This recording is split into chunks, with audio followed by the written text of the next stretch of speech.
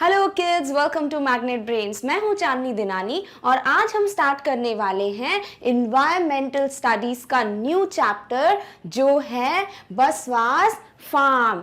अब इस चैप्टर में हम देखने वाले हैं कि बसवा ही इज अ लिटिल बॉय, ये एक छोटा बच्चा है और इसके पापा क्या हैं? इसके पापा एक फार्मर है, एक किसान है। तो बसवा हमें बताने वाले हैं कि कैसे उनके पापा स्टार्टिंग से, यानी कभी भी किसी क्रॉप को या फसल को उगाने के लिए जो हम पहली स्टेप लेते हैं वहां से लेके क्या क्या स्टेप्स फॉलो होती हैं और फाइनली हमको जो वेजिटेबल्स होते हैं, जो फ्रूट्स होते हैं, वो मार्केट में कैसे मिलते हैं। तो हम स्टार्ट करते हैं कि आज के वीडियो में हम क्या देखेंगे। We will study the introduction of the chapter. Introduction में बसवा हमें अपने बारे में और अपनी पूरी फैमिली के बारे में कुछ बातें बताएंगे और हमें ये जानने को मिलेगा कि उनके पापा किस चीज की फार्मिंग करते हैं, क्योंकि हर फार्मर, हर किसान जो है वो कोई ना कोई डिफरेंट फ्रूट या डिफरेंट वेजिटेबल की फार्मिंग करते हैं। तो हमें पता चलेगा कि बसवा के जो फादर हैं वो किस चीज की फार्मिंग करते हैं और फिर हम क्या करेंगे, हम करेंगे कुछ questions discuss. We will find out the answers of some of the questions. तो हम स्टार्ट करते हैं with the introduction of the chapter. I am बसवा। बसवा हमसे बोल रहे हैं कि मेरा नाम क्या है? मेरा नाम बसवा है और My father is a farmer। मेरे जो पापा हैं वो क्या है? एक फार्मर है, एक किसान है। हम थोड़ा अच्छे से समझ लेते हैं कि फार्मर से हमारा मीनिंग क्या है। तो बच्चों, जो हमें वेजिटेबल्स यानी सब्जियां, फ्रूट्स यानी फल, ये हमें कैसे मिलते हैं?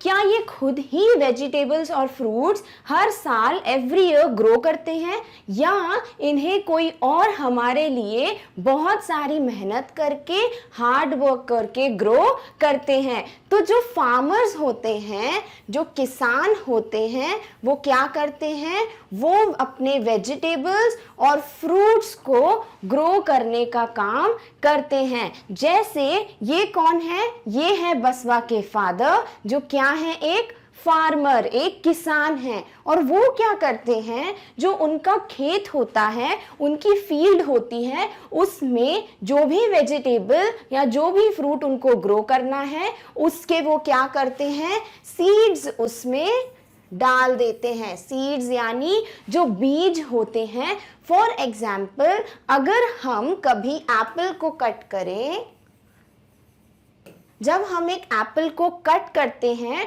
तो हमें उनके सेंटर में क्या दिखते हैं? छोटे छोटे ब्लैक कलर के ऐसे हमें सीड्स दिखाई देते हैं। तो ये क्या होते हैं? ये बीज होते हैं, सीड्स होते हैं, जिन्हें जब हम किसी फील्ड में, अपने खेत में बोते हैं, सो करते हैं और उस पे हम बहुत अच्छे से फर्टिलाइजर्स यानी खाद और पानी, ये सब की चीज़ों का अच्छे से छिड़काव करते हैं, तो क्या होता है? ये सीड्स जो हैं वो बड़े होके उस वेजिटेबल या फ्रूट में ग्रो करते हैं। तो फार्मर्स क्या हुए?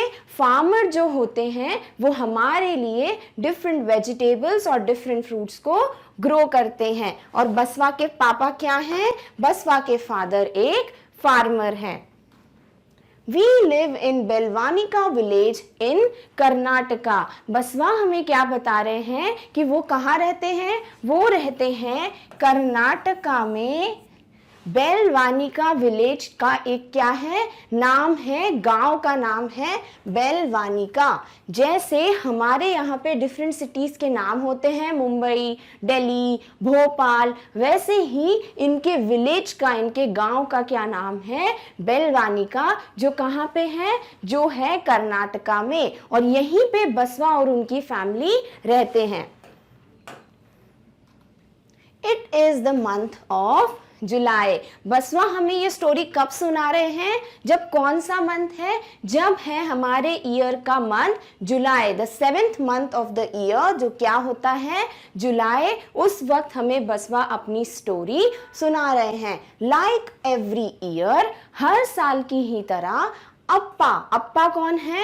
बसवा अपने पापा को अप्पा बुलाते हैं। तो Appa, my father is preparing the field to sow the onion crop. Basava के पापा क्या करते हैं? हर साल की तरह वो जुलाई मंथ में प्रिपेयर करते हैं, तैयारी करते हैं किस चीज़ की? Onion crop. ऑनियन यानी जो हमारे घर में प्याज होते हैं उन्हें हम क्या बोलते हैं? ऑनियंस। तो ऑनियंस की खेती या फार्मिंग कौन करते हैं? बसवा के पापा। और every year in the month of July, यानी हर साल जुलाई के मंथ में वो प्रिपेयर करते हैं, तैयारी करते हैं किसकी?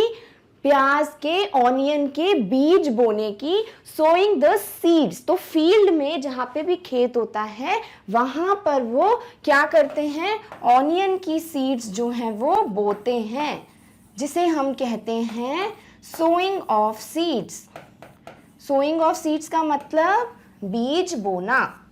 तो बसवा के पापा जो हैं वो फील्ड में एवरी जुलाई क्या करते हैं? बीज बोने की तैयारी करते हैं, खुद को प्रिपेयर करते हैं। There are so many things to be done at this time. बसवा बोल रहे हैं कि किसी भी क्रॉप को, किसी भी फ्रूट को ग्रो करने के लिए सिर्फ 1-2 स्टेप्स नहीं होते कि आप गए, आपने बीज बो दिए, थोड़ा पानी डाला और आपके क्रॉप्स ग्रो हो जाएंगे। ऐसा नहीं होता। बसवा कह रहे हैं कि हमें बहुत सारी चीज़ों का, बहुत सारी स्टेप्स को फॉलो करना पड़ता है, तब जाके हमारे क्रॉप्स जो है वो ग्रो करते हैं। To help him I to go to the field with Appa. Basava is a very good child. वो एक बहुत अच्छे बेटे हैं। क्यों? क्योंकि वो अपने पापा की हेल्प करने के लिए, मदद करने के लिए अपने पापा के साथ फील्ड में जाते हैं। क्योंकि अभी जुलाई का मंथ चल रहा है, तो जुलाई के मंथ में ही सारी तैयारियां अच्छे से हो जानी चाहिए, नहीं तो बसवा के पापा एक अच्छी फसल नहीं उगा पाएंगे। इसलिए उनकी मदद करने के लिए बसवा भी उनके साथ फील्ड में यानी खेत में जाते हैं।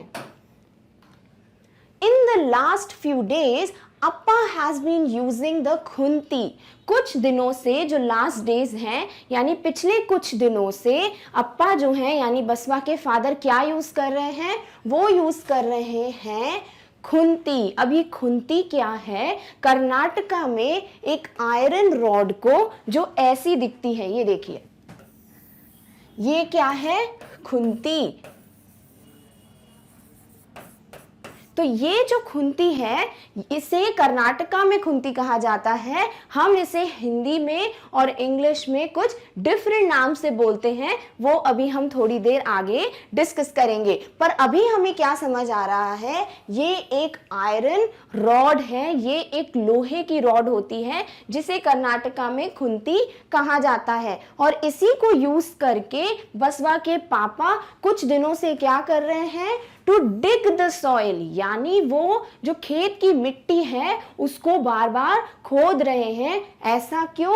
लूजन इट, यानी जो मिट्टी है खेत में, अगर उसे ऐसे ही रहने दें और उसमें अगर हम बीज बो दें तो बीज जो है वो अच्छे से नीचे नहीं जाएंगे फील्ड में। इसलिए अप्पा क्या कर रहे हैं? वो एक खुंती का यूज करके मिट्टी को खोद रहे हैं ताकि जो मिट्टी है वो लूज हो जाए और बीज जो है वो बहुत अच्छे से मिट्टी में बैठ जाए। And make it soft. और जो मिट्टी है वो लूजन तो हो ही रही है, साथ में वो बहुत सॉफ्ट हो जाएगी, नर्म हो जाएगी, इसलिए जो बीज है वो बहुत अच्छे से इस मिट्टी में बैठ जाएंगे। इन बसवास एरिया एंड इम्प्लीमेंट। इम्प्लीमेंट का मतलब क्या होता है? इम्प्लीमेंट का मतलब होता है कोई भी टूल, कोई भी औजार को हम बोलते हैं इम्प्लीमेंट इन इंग्लिश। जैसे अगर हमको लिखने के लिए क्या चाहिए, हमें एक पेंसिल की ज़रूरत है, तो pencil would be what, it will be a implement for writing, यानी पेंसिल से हम लिखेंगे तो वो हमारा टूल हो गया लिखने के लिए। उसी तरीके से बसवा के यहाँ यानी बसवा के एरिया में कहाँ, बेलवानिका विलेज इन कर्नाटका में an implement called khunti is used to loosen the soil. वहाँ पर खुंती नाम के टूल का यूज़ किया जाता है ताकि जो मिट्टी है उससे वो क्या कर पाए, लूज कर पाए। So what is this kind of implement called in your area. तो हमसे पूछ रहे हैं कि इस इम्प्लीमेंट को, इस टूल को आपके एरिया में क्या कहा जाता है। तो खुंती हम अच्छे से देख लेते हैं। ये जो होता है ये आयरन का बना होता है, लोहे का बना होता है, और जो पीछे का हैंडल है वो या तो वुड का होता है या फिर आयरन का ही बना होता है। और इसे यूज करके हम इसे यहाँ से होल्ड करते हैं और मिट्टी को खोदने का काम करते हैं। तो इस खुंती को हमारे एरिया में क्या कहा जाता है वो हमसे यहाँ पे पूछ रहे हैं। तो खुंती को इंग्लिश में कहा जाता है हो, HOE, और इसे कई दूसरे एरियाज में कुड़ाल के नाम से भी जाना जाता है। तो हम इसका आंसर कैसे लिखेंगे कि इट इज कॉल्ड अ हो और अ कुड़ाल। तो खुंती को कुछ एरियाज में कुड़ाल के नाम से भी जाना जाता है, और इसको इंग्लिश में क्या बोलते हैं, इसे बोलते हैं अ हो। और अगर आपके एरिया में इसका कोई दूसरा नाम है तो आप अपने पेरेंट्स से पूछिएगा कि मम्मा पापा इस टूल को हम हमारे एरिया में क्या कहते हैं, तो उस नाम को आप इस आंसर में मेंशन कर सकते हो। तो हमें क्लियर हो गया है कि कुड़ाल या हो को ही हम खुंती बोलते हैं। कहाँ पर, कर्नाटका में। Find out from a farmer. अब हमें क्या करना है, किसी किसान से या फार्मर से बात करनी है, और सम एल्डर्स इन योर फैमिली। और अगर हम किसी फार्मर से बात नहीं कर सकते तो हमारे घर के किसी भी बड़े बुजुर्ग से हमको बात करके क्या पता करना है, what kinds of crops are grown in your area। अब क्रॉप्स मतलब, क्रॉप्स जो है वो हम फसल को बोलते हैं, यानी हम जो कुछ भी ग्रो करते हैं एक फील्ड में, वो वेजिटेबल्स हो, वो फ्रूट्स हो, उन सब की क्या होती है, एक फसल होती है। जैसे ये देखिए, ये क्या है, ये है वीट, यानी गेहूं की फसल, वीट का क्रॉप। उसी तरीके से ये भी क्या है, क्रॉप्स हैं, यानी कि जब हम खेत में देखते हैं तो जो हमें डिफरेंट वेजिटेबल्स या फिर हमको जो अनाज के जो क्रॉप्स दिखते हैं उनके बारे में हमसे पूछा है कि आपके एरिया में कौन से क्रॉप्स ग्रो किए जाते हैं। तो मैंने क्या किया है, यहाँ पे आपको बहुत सारे एग्जाम्पल्स मेंशन कर दिए हैं।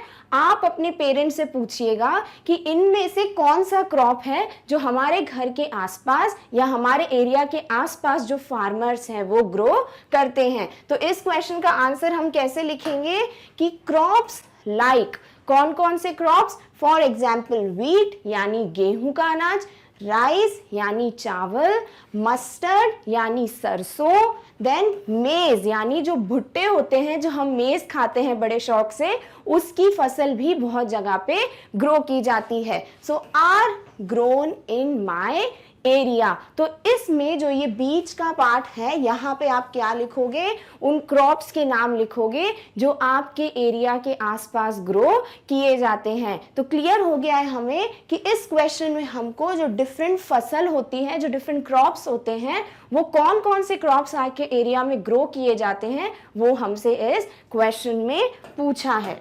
हम पढ़ने वाले हैं बसवास फार्म में आगे की स्टोरी। हम ऑलरेडी 2 स्टेप्स देख चुके हैं, digging the soil and sowing the seeds. अब हम देखेंगे कि नेक्स्ट स्टेप क्या होने वाला है, द स्प्राउट्स अपीयर। अब बीज जो है वो बसवा के पापा ने खेत में बो दिए हैं, सोइंग द सीड्स हो गया है। अब क्या हो रहा है, छोटे छोटे खेत में जो प्लांट है, जो क्रॉप है वो उगने लग गए हैं। उन्हें हम क्या कहते हैं, स्प्राउट्स, यानी जो छोटे छोटे पौधे हैं वो अब उगने लग गए हैं। Growing plants. फिर हम देखेंगे कि ये छोटे छोटे पौधे अब एक बड़े से प्लांट में ग्रो कर चुके हैं। फिर हम क्या करने वाले हैं, डू यू नो वाई, यानी हमसे कुछ क्वेश्चंस किए जाएंगे कि अगर ये चीज होती है तो आपको ये पता है कि इसका रीजन क्या है। तो वो क्वेश्चंस हम किस में देखेंगे, डू यू नो वाई में। तो हम बिगिन करते हैं with the sprouts appear. It is now 20 days since the seeds were sown. बसवा के पापा ने in the month of July seeds जो है वो सो कर दी थी। और अब seeds सो करने के बाद कितने दिन हो चुके हैं, 20 days जो है वो हो चुके हैं since the seeds were sown, यानी जब हमने बीज बोए थे तब से लेके अब कितने दिन हो चुके हैं, 20 दिन हो चुके हैं। The onion plants have started to sprout, यानी अब जो ऑनियन के प्लांट्स हैं वो धीरे धीरे छोटे छोटे पौधों में उगने लग गए हैं। यानी जब हमने फील्ड में छोटे छोटे पौधे जो हैं उगाने के लिए यहाँ पे सीड्स सो किए होंगे, तो ये सीड्स जो हैं वो मिट्टी के नीचे हो गए, सो हो गए, उनने उनको बो दिया। फिर 20 दिनों बाद इन्हीं में से छोटे छोटे प्लांट्स जो हैं अब निकल रहे हैं। इन्हें हमने क्या कह दिया है, स्प्राउट्स।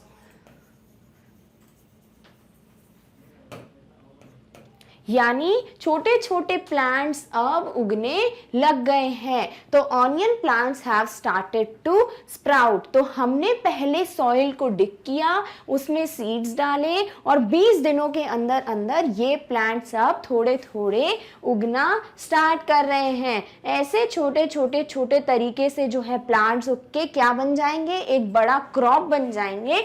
ऑनियन प्लांट का एक बड़ा सा पौधा उग जाएगा। Along with onion plants, अब ऑनियन प्लांट्स के साथ साथ प्याज के जो फसल है उसके साथ साथ weeds have also come up.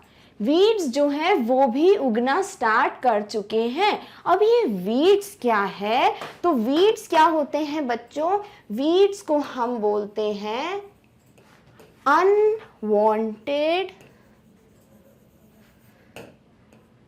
Plants. यानी ऐसे पौधे जो हमें ज़रूरत की चीज़ नहीं लगते।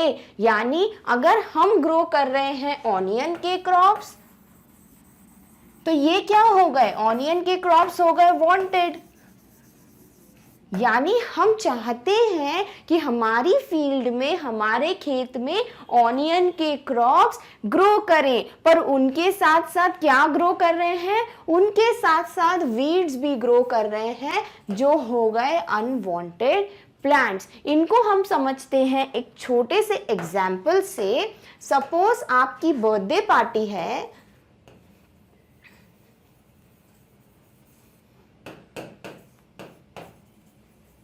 और इस बर्थडे पार्टी में आपने 50 फ्रेंड्स को बुलाया है, पर जब आपने पार्टी में देखा तो आपको क्या दिखा कि टोटल 70 गेस्ट या 70 लोग जो हैं वो आपकी पार्टी में आए हैं, पर आपने तो सिर्फ 50 लोगों को बुलाया था। यानी इसमें से 50 लोग तो वो थे जिन्हें आपने बुलाया था, 20 वो थे जो बिना बुलाए आ गए।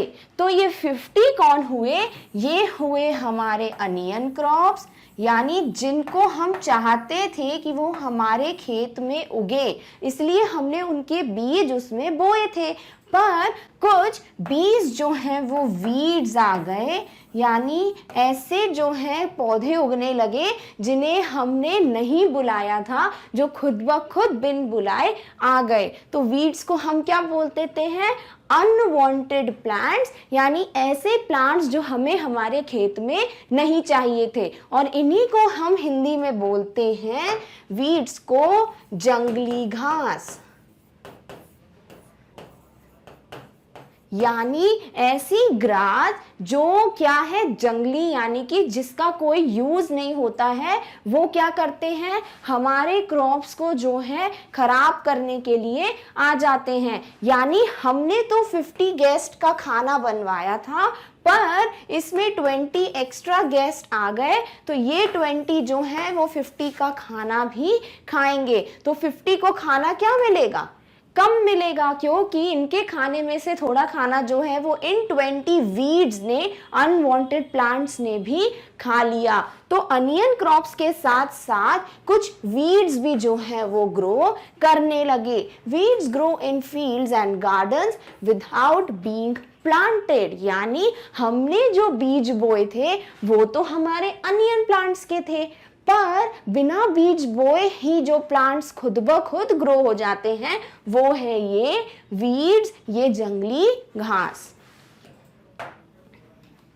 अप्पा सेज, बसवा के पापा कहते हैं that we must remove these weeds so that they do not take up all the water and fertilizers। अप्पा क्या बोलते हैं कि जो ये वीड्स उग गए हैं उनको राइट टाइम पे हमें निकाल देना पड़ेगा। क्यों?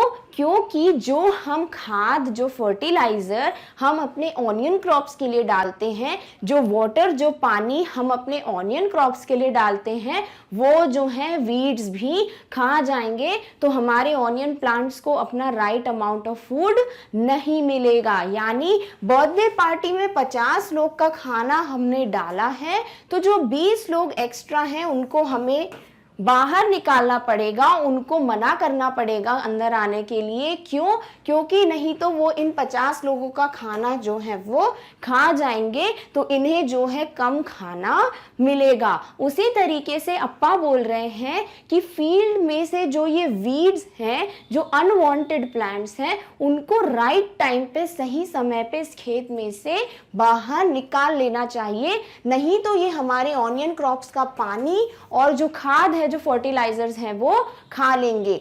If there are too many weeds, then the onion plants will not be healthy। अगर कुछ ज्यादा ही वीड्स वहां पर रह गए तो क्या करेंगे वो? जितने ज्यादा वीड्स होंगे उतना ज्यादा वाटर और फर्टिलाइजर जो है वो खा लेंगे, और ऑनियन क्रॉप्स को फर्टिलाइजर और पानी कम मिलेगा, जिसकी वजह से हमारे ऑनियन क्रॉप्स जो है वो अच्छे जो है नहीं उगेंगे, वो क्या हो जाएंगे?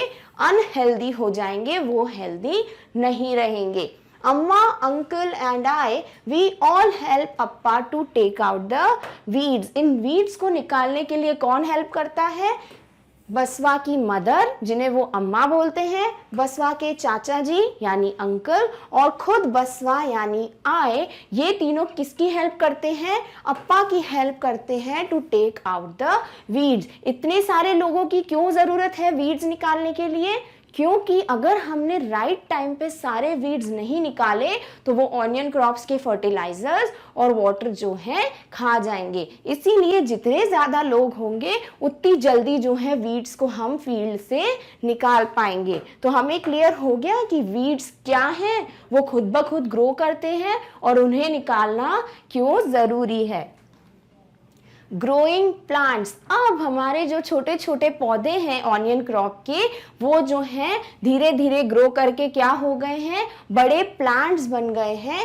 आई am happy to see the plants growing. मैं बहुत खुश हूँ कि ये प्लांट्स जो हैं अब धीरे धीरे बड़े हो रहे हैं। They all are tall enough to reach my knees. इतने बड़े हो गए हैं ये पौधे कि वो मेरे घुटनों तक पहुंच जाते हैं। यानी जब मैं खेत में जाता हूं तो मेरे घुटनों तक जो है ये प्लांट्स इतने बड़े हो चुके हैं, और मुझे ये देखकर बहुत खुशी हो रही है, क्योंकि बसवा ने जो छोटे से सीड्स हैं उनको धीरे धीरे बड़े होते हुए देखा, और अब वो बड़े बड़े प्लांट्स बन गए हैं। तो बसवा को क्या हो रहा है? यहाँ तक की जर्नी देखने में बहुत खुशी हो रही है कि जिन छोटे छोटे बीज को उसने देखा था बोते हुए, वो अब धीरे धीरे बड़े से प्लांट्स बन गए हैं। So he is very happy. The leaves have started turning yellow and drying up.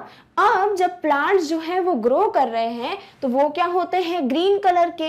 अब ये ग्रीन जो प्लांट है वो धीरे धीरे, ये जो लीव्स है ऑनियन की, वो क्या हो रही है, धीरे धीरे येलो होती जा रही हैं।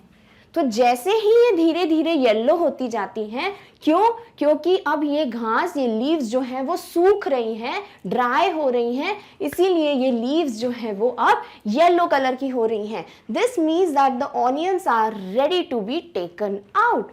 वैसे हर किसान को पता कैसे चलता है कि अब उनको अपने क्रॉप को निकाल लेना है, क्योंकि जो ये फील्ड है, जो ये सॉइल है, ये मिट्टी है, इसके नीचे होते हैं हमारे ऑनियन प्लांट्स और इसके ऊपर जो है ग्रो करती हैं हमारी लीव्स।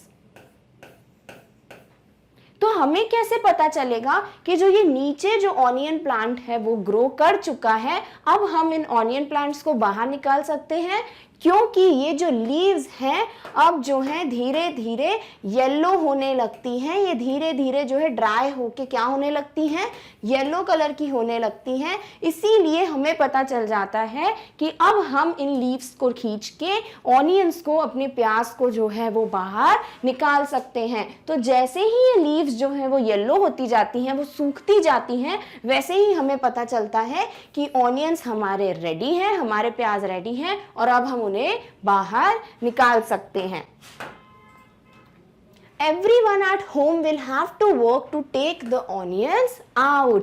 अब इतने सारे प्याज लगे हैं खेत में कि सबको, यानी अम्मा को, अप्पा को, बसवा को, उनके अंकल को, सबको हेल्प करनी पड़ेगी ये जितने भी ऑनियंस हैं उनको राइट टाइम पे अपने खेत से बाहर निकालने में। It is important that this should be done at the right time. ये बहुत ज़रूरी है कि ऑनियन प्लांट्स को हम सही समय पे खेत से बाहर निकाल लें। अब ऐसा क्यों, हमारे ऑनियंस तो ग्रो कर चुके हैं तो हमारी मर्जी हम जब उनको बाहर निकालें, पर ऐसा नहीं होता है। हमको बिल्कुल सही समय पे, राइट टाइम पे इन ऑनियंस को खेत से बाहर निकालना होता है। ऐसा क्यों, if we are late the onion will rot in the ground itself and all our hard work will be wasted.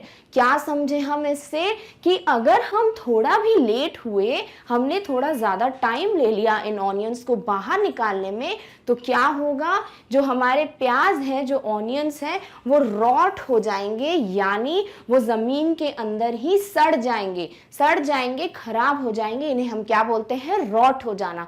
तो जो ऑनियंस हैं वो हमारे अंदर ही ग्राउंड में सड़ जाएंगे and all our hard work will be wasted. और हम जो इतनी मेहनत करते हैं, लूज करते हैं सॉइल को, फिर हम सीड्स डालते हैं राइट जगह पे, हम उन्हें फर्टिलाइजर्स और पानी देते हैं राइट अमाउंट में, फिर हम वीड्स को कट कर देते हैं, तो इतनी मेहनत जो है हमारी वेस्ट हो जाएगी अगर हमने राइट टाइम पे अपने ऑनियन के प्लांट फील्ड से बाहर नहीं निकाले। तो ये बहुत ज़रूरी है कि हम लेट ना हो, हम बिल्कुल सही समय पे सारे प्लांट्स को बाहर निकाल लें ताकि हमको हमारे हेल्दी ऑनियंस मिल जाएं।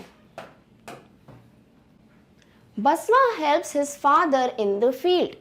बसवा जो है वो अपने पापा की मदद करते हैं, किसमें, खेत में ऑनियन के क्रॉप्स को अच्छे से उगाने में। Do you help the elders in your family in their work? क्या आप भी बसवा की तरह अपने जो बड़े बुजुर्ग हैं आपकी फैमिली में, उनकी हेल्प करते हो? What do you help with? और अगर आप हेल्प करते हो तो आप किस चीज़ में उनकी मदद करते हो? तो हमसे इस क्वेश्चन में पूछ रहे हैं कि जैसे बसवा अपनी फैमिली की इतनी हेल्प करते हैं क्योंकि उनको पता है कि उनके पापा को कितनी मेहनत करनी पड़ती है सारे क्रॉप्स को उगाने में, तो बसवा भी उनके साथ खेत में जाके उनकी मदद करते हैं। तो क्या आप अपने घर में भी कुछ कामों में अपनी मम्मी, पापा, दादा, दादी, अपने ब्रदर सिस्टर की हेल्प करते हो? क्या करते हो? तो आप इस आंसर में मेंशन करो। अब आप बोलोगे कि मैम हम तो बहुत छोटू से बच्चे हैं, तो हम क्या हेल्प कर सकते हैं? तो आप अपने घर में क्या क्या हेल्प कर सकते हो हम जल्दी से देख लेते हैं। फॉर एग्जाम्पल, आपके घर में जो आपका रूम है, आप जैसे ही मॉर्निंग में उठते हो, अगर आप अपने रूम में जो आपका बेड है उसे अच्छे से बना लो, अच्छे से बेडशीट रख दो, पिलोज राइट जगह पे रख दो, अपना ब्लैंकेट्स फोल्ड करके रख दो, तो ये काम तो आप कर सकते हो। तो आपने क्या किया, अपनी मम्मा की इसमें हेल्प की। उसके बाद आप अपने रूम में कोई भी चीज़ रखते हो तो उनको अपनी राइट जगह पे आपको रखना चाहिए, बिल्कुल सही जगह पे आपको हर चीज़ रखनी चाहिए। ऐसे ही नहीं हर जगह फेंक देनी चाहिए कि मम्मा आएंगी वो हमारा रूम क्लीन कर देंगी, ये बैड हैबिट होती है। अच्छी आदत क्या है, आप अपना रूम क्लीन खुद रखो। फिर अगर आपको कुछ खाने के लिए चाहिए, आपको पानी चाहिए, तो आप अपनी मम्मा को मत बुलाइए कि मम्मा मुझे पानी दे दीजिए, आपको खुद जाके किचन से पानी ले लेना चाहिए। तो इसमें भी आपने क्या किया, अपनी मम्मा की हेल्प की। अब आप अपने पापा की हेल्प कैसे कर सकते हो? फॉर एग्जाम्पल, आपके पापा जब ऑफिस से आते हैं तो आप उनको ग्लास ऑफ वाटर दे सकते हो। आप एक ग्लास पानी का उनके लिए लाके उन्हें दे सकते हो कि पापा पानी पी लीजिए। दूसरी हेल्प क्या कर सकते हैं आप अपने पापा की, आप उनके ऑफिस का बैग या वो जो भी बैग लेके जाते हैं, उनका लंच बॉक्स, वो उनसे लेके राइट जगह पे रख सकते हो। इस तरीके से आप अपने ब्रदर और अपने सिस्टर की भी छोटी मोटी चीज़ों में हेल्प कर सकते हो। तो आपने क्या किया, अपने घर के एल्डर्स की हेल्प की जो आप कर सकते थे। कोई बड़ा काम नहीं किया आपने छोटे छोटे जो हेल्प है वो की। तो इससे आपके पेरेंट्स क्या होंगे, हैप्पी होंगे और आप उनकी काम में थोड़ी सी मदद भी कर दोगे। तो आप क्या हेल्प करते हो वो आप इस आंसर में मेंशन करोगे। ये आंसर हमें लिखना कैसे है वो हम एग्जाम्पल में देख लेते हैं। Yes, I also help my elders with their work. हाँ, मैं अपने घर के बड़े बुजुर्ग, अपने घर के एल्डर्स को उनके कामों में थोड़ी बहुत हेल्प करता हूँ। कैसे? I help my father in grocery shopping. मैं अपने पापा के साथ जब घर का सामान खरीदने जाता हूँ तो मैं उनकी हेल्प करता हूँ। कैसे? आप जब जाओगे तो आप जो है ट्रॉलीज को लेकर पुश कर सकते हो, आप उनके बैग्स उठाने में हेल्प कर सकते हो। तो क्या हुआ, आपने अपने पेरेंट्स की ग्रोसरी शॉपिंग में, अपने पापा की जब आप सब्जी घर का किराना खरीदने जाते हो, उनको क्या बोलते हैं, ग्रोसरी। तो उनको शॉपिंग करने में आप उनकी हेल्प करते हो। मम्मी की हेल्प कैसे कर सकते हो, and help my mother in keeping the room clean. और मैं अपना कमरा साफ रखकर, अपना रूम क्लीन रखकर अपनी मम्मा की भी हेल्प करता हूँ। आप अपने पेरेंट्स की कैसे हेल्प करते हो, अपने ग्रैंड पेरेंट्स की कैसे हेल्प करते हो, वो आप इस आंसर में मेंशन कर दोगे। तो आपको क्लियर हो गया कि इस क्वेश्चन में हमको लिखना क्या है। Last question is, do you enjoying that work. और अगर आप अपने पेरेंट्स की, अपने ग्रैंड पेरेंट्स की हेल्प करते हो तो क्या आपको वो करने में मज़ा आता है कि आप सिर्फ ज़बरदस्ती करते हो, अरे बाप रे मुझे अपना क्लीन रखना है रूम तो मैं कर देता हूँ, कि आप उसको एंजॉय करते हो, यस मैं अपना रूम क्लीन रखता हूँ, मुझे बड़ा मज़ा आता है। तो आपको इस क्वेश्चन में वही लिखना है कि यस आई एंजॉय और नो आई डोंट एंजॉय। क्योंकि बसवा जो है वो जब अपनी फील्ड में काम करता था तो वो बहुत हैप्पी था, उसको बहुत मज़ा आता था कि कैसे उनके पापा जो है बीज बोते हैं, कैसे उनके पापा एक रेगुलर डिस्टेंस पे वॉक करके बीज बोते हैं। तो उन्होंने अपने अप्पा को बोला भी था कि पापा मुझे भी ये करना है, पर क्योंकि वो छोटे हैं तो उनके फादर ने उनको मना कर दिया था। पर वो ये काम जो है बहुत इंजॉय करते थे। तो क्या आप भी इंजॉय करते हो? तो मैंने ये मान लिया है कि हाँ आपको बहुत मज़ा आता है अपने पेरेंट्स की हेल्प करने में। तो आप इस क्वेश्चन का आंसर कैसे लिखोगे? Yes I enjoy doing the work as I feel very happy to help my parents. हाँ मुझे बहुत मज़ा आता है ये काम करने में क्योंकि मैं अपने पेरेंट्स की हेल्प कर पाता हूँ, मैं उनकी थोड़ी मदद कर पाता हूँ, जिससे क्या होगा आपके पेरेंट्स बहुत हैप्पी भी होंगे। और क्योंकि वो पूरा दिन काम करके थक जाते हैं तो थोड़ी सी हेल्प आप करोगे उनकी तो वो थोड़ा अच्छा भी फील करेंगे। तो yes you should enjoy helping your parents. और अब हम देखने वाले हैं बसवास फार्म में आगे की स्टोरी। नेक्स्ट स्टोरी क्या है? Sowing the seeds. अब सोइंग द सीड्स का मतलब क्या है वो मैंने आपको लास्ट वीडियो में भी समझाया था। हम फिर से देख लेते हैं कि सोइंग द सीड्स का मतलब क्या हुआ। सीड्स का मतलब जो बीज होते हैं जिन्हें हम क्या करते हैं, फील्ड में जो मिट्टी है, जो सॉइल है, उसमें हम सो करते हैं, यानी उसमें हम बीज को बोते हैं, तो उसे ही हम क्या कहते हैं? सोइंग। तो सीड्स को जब हम किसी भी खेत में बोते हैं उस स्टेप को हम कहते हैं सोइंग द सीड्स। और फिर हम क्या करेंगे? We will discuss some questions related to sowing the seeds. इस टॉपिक पे हम कुछ क्वेश्चंस डिस्कस करेंगे। तो हम स्टार्ट करते हैं with sowing the seeds. This year also my father will sow onion seeds in the field. हर साल की तरह इस साल भी मेरे पापा यानी बसवा के जो फादर हैं वो फील्ड में या खेत में सीड्स को सो करेंगे, जो बीज होते हैं उनको इस खेत में बोएंगे। The bullocks यानी जो बैल होते हैं, the bullocks will pull the courage and Appa will walk behind them sprinkling the seeds. अब हम इसे एक एक करके समझते हैं। bullocks यानी जो बैल होते हैं उनको हम क्या करते हैं?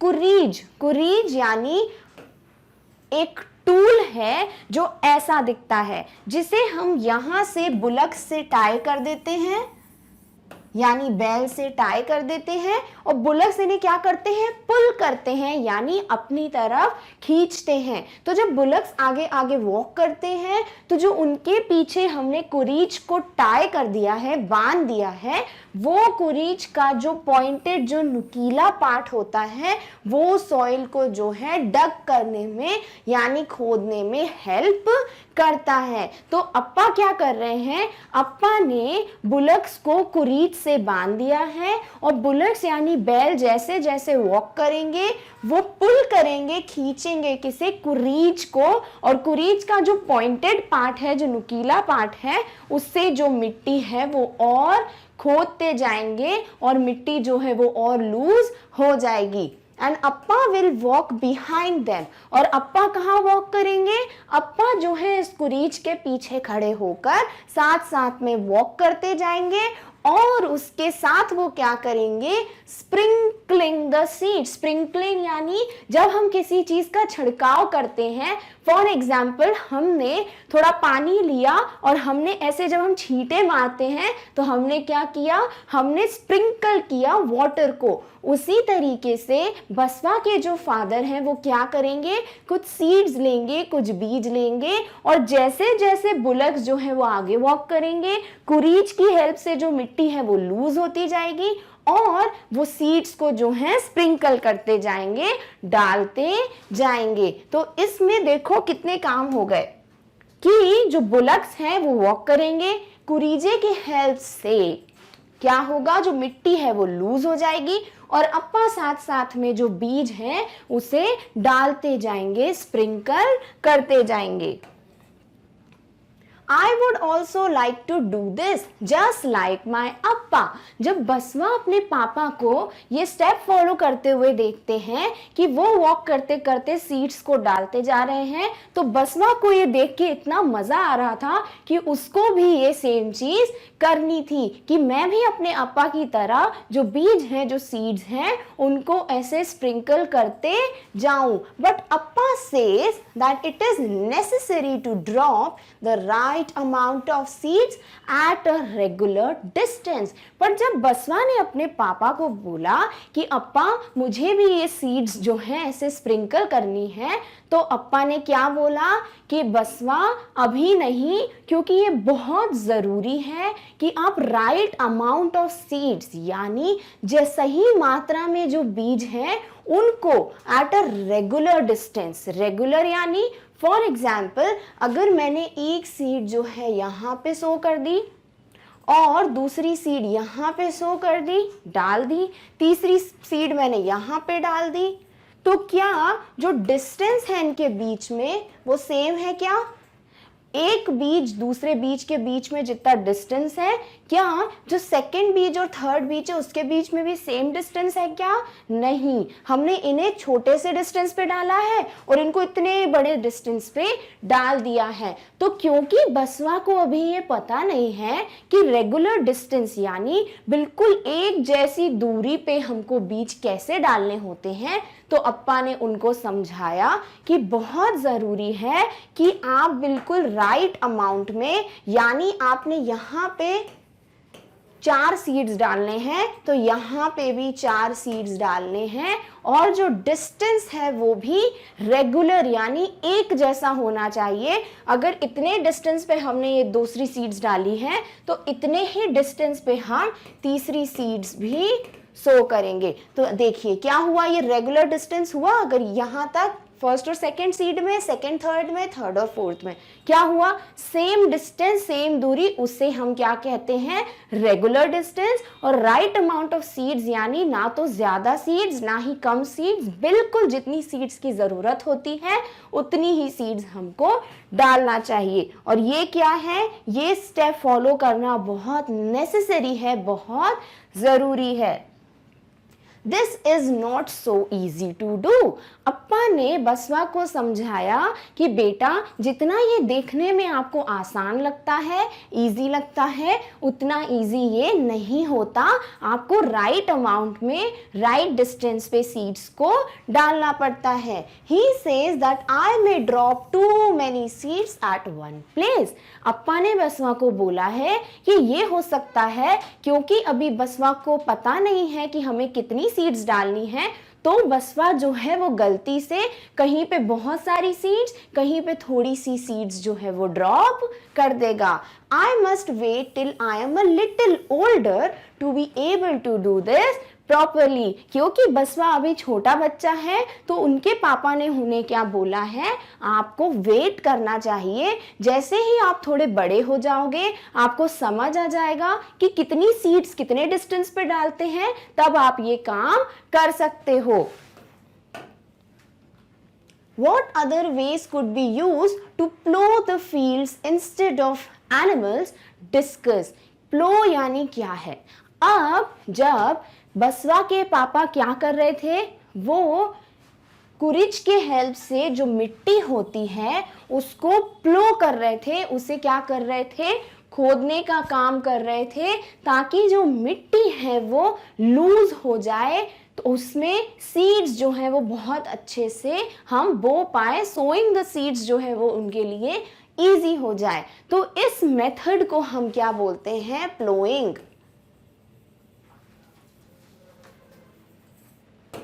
और इस प्लोइंग को राइट तरीके से करने को ही हम क्या कहते हैं, वेरी इंपॉर्टेंट स्टेप, बहुत ज़रूरी स्टेप। क्योंकि अगर प्लोइंग अच्छे से नहीं होगी तो जो सॉइल है, जो मिट्टी है, वो अच्छे से लूज नहीं होगी, नर्म नहीं होगी, तो सीड्स जो है वो अच्छे से मिट्टी में बैठ नहीं पाएंगी। तो हमसे पूछ रहे हैं कि जो बसवा के अप्पा हैं वो किसे यूज कर रहे थे, वो यूज कर रहे थे बुलक्स को। उन्होंने बैल को यूज किया था, बुलक्स को यूज किया था, ताकि वो अपनी फील्ड को प्लो कर सके। तो हमसे पूछ रहे हैं कि एनिमल्स को अगर हमें यूज ना करना हो तो हम क्या यूज करके अपनी फील्ड को प्लो कर सकते हैं। तो बहुत से खेतों में, बहुत सी फील्ड्स में लोग क्या यूज करते हैं, एक ट्रैक्टर यूज करते हैं, जिसकी हेल्प से वो जो मिट्टी है, जो सॉइल है, उसको लूज कर पाते हैं। तो हम इसका आंसर कैसे लिखेंगे कि टू प्लो द फील्ड, किसी भी खेत को प्लो करने के लिए, वहां की मिट्टी को लूज करने के लिए, और tractor can be used instead of animals. Animals की जगह हम एक ट्रैक्टर को यूज कर सकते हैं फील्ड को प्लो करने में। अब हम क्या करते हैं, ट्रैक्टर से एक इसी तरीके का टूल जो है वो लगा देते हैं, और ये टूल जैसे जैसे आगे गाड़ी बढ़ती है वैसे वैसे ये टूल की हेल्प से जो मिट्टी है वो लूज होती जाती है। तो हमें क्लियर हो गया है कि जैसे एनिमल्स को हम यूज कर रहे थे उसी तरीके से हम ट्रैक्टर को यूज करके भी अपनी फील्ड को प्लो कर सकते हैं। और इसका फायदा भी क्या है कि जब हम एनिमल्स को यूज कर रहे थे तो एनिमल्स को बहुत हार्डवर्क, बहुत मेहनत लगेगी आधे मूव करने में, और उनके साथ जो फार्मर है, जो किसान है, उसे भी बहुत मेहनत लगेगी कि वो देखे कि राइट टाइम पे जो है वहां लूज हो रहा है कि सॉइल कि नहीं। पर जब हम ट्रैक्टर यूज करेंगे तो ट्रैक्टर में तो क्या होता है, इंजन। तो इंजन की हेल्प से गाड़ी जो है बहुत इजीली आगे मूव करेगी और पीछे जो है सॉइल भी बहुत आसानी से लूज होता जाएगा। तो ये जो है बहुत अच्छा मेथड है कि हम एनिमल्स की जगह किसी व्हीकल को यूज कर लें। तो हम क्या यूज कर सकते हैं, a tractor to plough the field. Basava's farm में आगे की स्टोरी हम देख चुके हैं कि क्रॉप्स जो है वो ग्रो कर चुके हैं और अब टाइम है उनको खेत से, फील्ड से बाहर निकालने का। तो हम पढ़ने वाले हैं द ऑनियन क्रॉप, यानी अब जो क्रॉप, जो ऑनियंस हमको मिल गए हैं वो उसका हम क्या करने वाले हैं वो हम पढ़ेंगे इस स्टोरी में। फिर हम करेंगे कुछ questions discuss. So let's discuss में हम देखेंगे कुछ क्वेश्चन आंसर्स। तो let's begin with the onion crop. Everyone at home is happy। बसवा कह रहे हैं कि हमारे घर में सब जितने भी मेंबर्स हैं वो बहुत हैप्पी हैं, वो बहुत खुश हैं। ऐसा क्यों? This time the onions are big and healthy। क्योंकि नॉर्मली जो पिछले सालों से, जितने भी सालों से बसवा के पापा फार्मिंग कर रहे हैं, तब से ऑनियन के क्रॉप्स जो हैं वो थोड़े छोटे और थोड़े कम अच्छे जो है ग्रो कर रहे थे। पर इस बार जो क्रॉप्स हैं वो बहुत बड़े हैं, बिग हैं और हेल्दी हैं, यानी बहुत अच्छे ऑनियंस जो हैं वो ग्रो हुए हैं। Amma and auntie use the ilage to cut the dried leaves from the top of the onions। अब बसवा की जो मम्मा है, जिन्हें वो अम्मा कहते हैं, और उनकी जो चाची हैं, जिन्हें वो आंटी कहते हैं, वो क्या यूज करते हैं? वो यूज करते हैं एक टूल जिसे हम कहते हैं इलेज।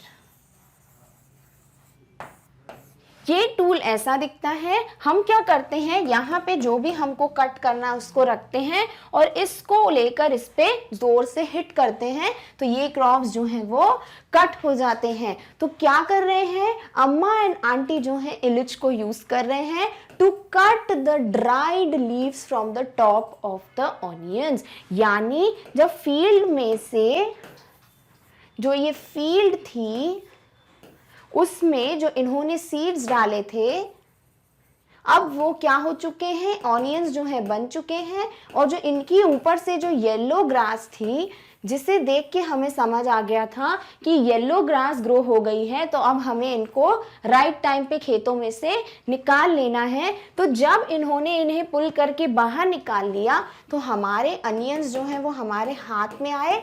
पर ये अनियंस के साथ अभी भी क्या लगी हुई हैं, येलो ग्रास। तो अब अम्मा और आंटी क्या करेंगी, इलेज के बीच में इनको रखेंगी और यहाँ से जो है लीव्स को कट कर देंगी ताकि हमारे ऑनियंस हमें अलग से मिल जाए और हमारी जो लीव्स है वो हम काट दें। तो वो क्या कर रहे हैं, वो कट कर रहे हैं the dried leaves from the top of the onions. किसे यूज करके, एक इलिच को यूज करके। The illage is sharp and you have to be careful not to cut your fingers। बसवा कह रहे हैं कि जो इलिज है जिसे यूज करके उनकी अम्मा और आंटी क्या कर रहे हैं, ऑनियंस और लीव्स को अलग अलग कर रहे हैं, वो बहुत नुकीला होता है, बहुत शार्प होता है। And you have to be careful not to cut your fingers. क्योंकि जो इलिज है और जो क्रॉप्स हैं उन्हें आप रख के कट करते जाओगे तो हो सकता है कि आपका अगर ध्यान नहीं हुआ तो क्रॉप के साथ साथ आप अपनी फिंगर्स भी कट कर दो। तो इसीलिए आपको बहुत ध्यान से जो क्रॉप्स हैं उनको इनके बीच में रख के कट करना पड़ता है ताकि जो क्रॉप है वो हमें अलग से मिल जाए, जो लीव्स है वो हम काट दें, अपनी फिंगर्स को कट ना कर दें। तो हमें बहुत केयरफुल होना पड़ता है एक इलिच को यूज करने के लिए। जैसे कि आपको अपने घर में नाइफ जो है, चाकू जो है, वो यूज करने के लिए आपकी मम्मा आपको मना करती हैं कि आप नाइफ को नहीं यूज कर सकते। क्यों? क्योंकि जो चाकू होता है, जो नाइफ होता है, वो भी बहुत शार्प होता है और अगर आप उसको किसी चीज को कट करने के लिए यूज कर रहे हो तो गलती से आप अपनी फिंगर भी कट कर सकते हो, जिसकी वजह से आपको चोट लग जाएगी। तो हमें बहुत केयरफुली ऐसे टूल्स को यूज करना चाहिए। Appa and uncle fill the sacks with onions. अब हमें अपने ऑनियंस मिल गए। अब क्या होगा? जो अप्पा हैं, बसवा के जो फादर हैं, उनके जो अंकल हैं, जो चाचा जी हैं, वो क्या करेंगे? इन ऑनियंस को सैक्स में यानी बोरियों में भर देंगे। सैक्स हम किसको बोलते हैं? जो बोरियां होती हैं उनमें हम ऑनियंस को अब फिल कर देंगे। तो अप्पा और अंकल क्या कर रहे हैं? वो सारे सैक्स में जो है ऑनियंस को फिल करते जा रहे हैं। Appa will take them in a truck to sell in big market. अब क्या होगा? अब अप्पा इन सैक्स को, इन बोरियों को उठा के ट्रैक्टर में रखेंगे और ट्रैक्टर से वो इन बोरियों को कहाँ पहुंचाएंगे? बिग मार्केट में। अब ये बिग मार्केट क्या है? तो हम जो फार्मर्स होते हैं, जो किसान होते हैं, वो जितने भी क्रॉप्स हैं, वो कोई भी वेजिटेबल्स हो, फ्रूट्स हो, उनको क्या करते हैं? बिग मार्केट में पहुंचाते हैं। बिग मार्केट क्यों बोलते हैं?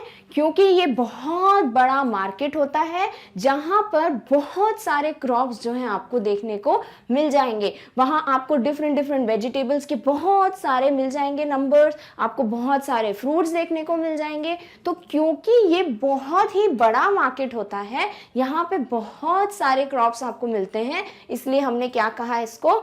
Big market. और यहाँ से अब उनको क्या मिलेंगे?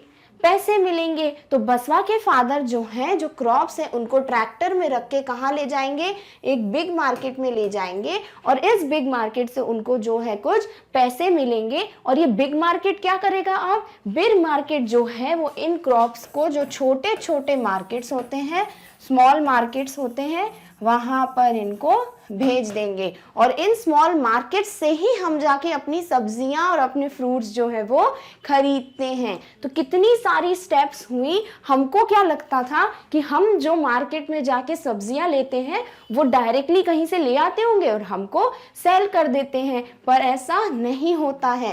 एक फार्मर, एक किसान इतनी सारी मेहनत करके, इतनी सारी स्टेप्स को फॉलो करके क्या करते हैं? बीज बोते हैं, क्रॉप उगाते हैं, उनको कट करते हैं, उनको बोरियों में भरते हैं, फिर फाइनली उनको बिग मार्केट में पहुंचाते हैं। और इन बिग मार्केट से छोटे छोटे मार्केट्स में ये चीजें पहुंचाई जाती हैं और यहाँ से जो स्मॉल मार्केट्स हैं वहां से हम अपनी शॉपिंग करते हैं वेजिटेबल्स की और फ्रूट्स की। तो अब क्या हुआ? अब हमारे जो ऑनियंस हैं वो फाइनली बिग मार्केट पहुंच गए हैं।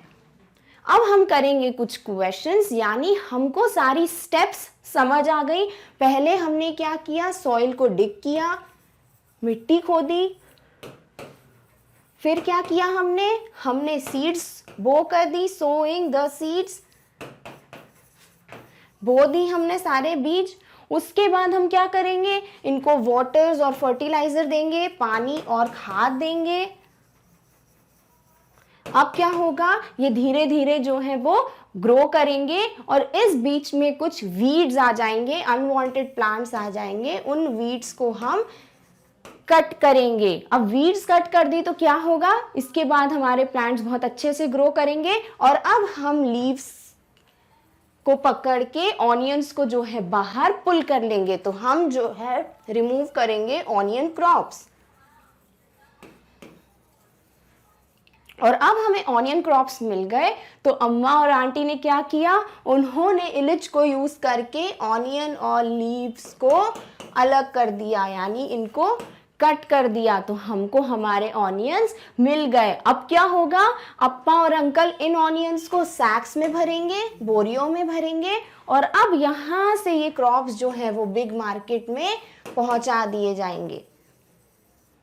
तो इतनी सारी स्टेप्स को फॉलो करके हमें हमारे क्रॉप्स जो है वो मिल गए हैं। अब इतना हमें समझ आ गया है तो अब हम करेंगे कुछ questions discuss. Why is Baswa not able to attend school for some days? हम स्टार्टिंग से क्या देख रहे हैं कि बसवा रोज सुबह जाते हैं अपने पापा के साथ और उनके साथ खेत में उनकी मदद करते हैं। पर बसवा तो हमारे जैसे ही हैं, तो उनको भी हमारे जैसे स्कूल जाना चाहिए। तो वो स्कूल क्यों नहीं जा रहे हैं? क्योंकि उन्होंने कुछ दिनों की छुट्टी लेके अपने पापा की हेल्प करना डिसाइड किया है। तो Basava is not able to go to school as he has to help his father in the field. Basava school जाते हैं, पर कुछ दिनों के लिए वो स्कूल इसलिए नहीं जाएंगे क्योंकि अभी उनके पापा को हेल्प की ज़रूरत है। तो वो अपने पापा की हेल्प करते हैं, किस लिए? खेत में ऑनियन क्रॉप्स को ग्रो करने के लिए। तो इसलिए बसवा जो है वो स्कूल नहीं जा पा रहे थे। Are there any fields near your house? What is grown there? क्या आपके घरों के आसपास भी कोई खेत है? और अगर है तो वहाँ पे क्या ग्रो करते हैं? तो अगर आपके घर के आसपास या आपके एरिया में कोई खेत है, कोई फील्ड्स हैं, तो वो आप यहाँ पे मेंशन करोगे और वहाँ पे क्या ग्रो होता है उस क्रॉप का नाम आप यहाँ पर लिख सकते हो। मैंने एग्जाम्पल ले लिया है कि हाँ मेरे घर के आसपास बहुत सारी फील्ड्स हैं, बहुत सारे खेत हैं। तो yes there is a field near my house और वहाँ पे crops are grown in that field, यानी कुछ फसल उगती है। अगर आपके यहाँ पे गेहूं या वीट उगता है तो आप लिख दोगे crop like wheat is grown in the field. अगर वहाँ पे मेज उगता है, भुट्टा उगता है, तो आप लिख सकते हो मेज इज ग्रोन। और क्या ग्रो होता है? राइस ग्रो होती है, कुछ वेजिटेबल्स ग्रो होते हैं, मस्टर्ड ग्रो होता है, सरसों जो होते हैं, सरसों के खेत। तो आपके जो भी फील्ड में क्रॉप ग्रो होते हैं वो आप यहाँ पे लिखोगे। अगर कोई फील्ड नहीं है आपके घर के आसपास तो आप लिख सकते हो no there is no field near my house. तो फिर आपको क्रॉप्स के नाम लिखने की भी जरूरत नहीं है। पर अगर आपके घर के आसपास कोई खेत है, कोई फील्ड है, तो आप क्या लिखोगे? Yes there is a field near my house and crops like, जो भी क्रॉप ग्रो होता है उसका नाम ग्रोन इन दैट फील्ड। तो ये आंसर हमको क्लियर हो गया। Basava's Appa takes the onions to the market in a truck. Basava के पापा ने क्या किया? ऑनियन को सैक्स में भरा, बोरियों में भरा और उनको फिर वो ट्रैक्टर में रखकर कहाँ ले जाते हैं? बिग मार्केट में।